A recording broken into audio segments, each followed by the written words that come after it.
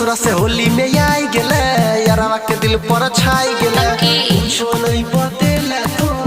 की सैया केल कोगे ससुरा से होली में आई गेले यारवा के दिल पर छाई गेले बोले कुछो नहीं बतेला तू की सैया केल कोगे एक बार दो बार तीन बार चार बार चोली में रंग लगल पड़रा एक बार दो बार तीन बार चार बार चोली में रंग लगल पड़रा एक बार दो बार तीन बार चार बार चोली में रंग लगल पड़रा ससुरा से होली में आई गेले यारवा के दिल पर छाई गेले कुछो नहीं बतेला तू की सैया केल कोगे एक बार दो बार तीन बार चार बार चोली में रंग लगल पड़रा एक बार दो बार तीन बार चार बार चोली में रंग लगल पड़रा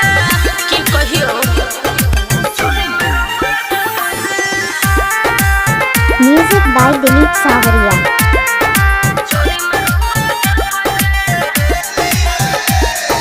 कौन कलर से साड़ी रंगल को कौन कलर से गाल गे कहै छियो कलर लहंगा में दिल को भेलो लाले लाल गे की कहियो रे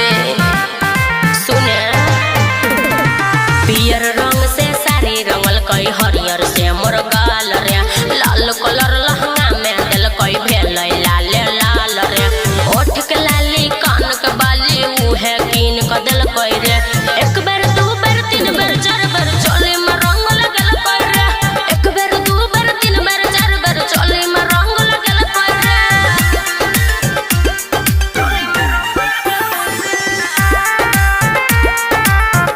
सावरिया रिकॉर्डिंग स्टूडियो हाजीपुर। चिकन खियल को कि मटन तोरा खियल को लेग पीस गे कोई बेर रनिया गाल में तोरा लल को बोले किस गे लाज नहीं होय छोरे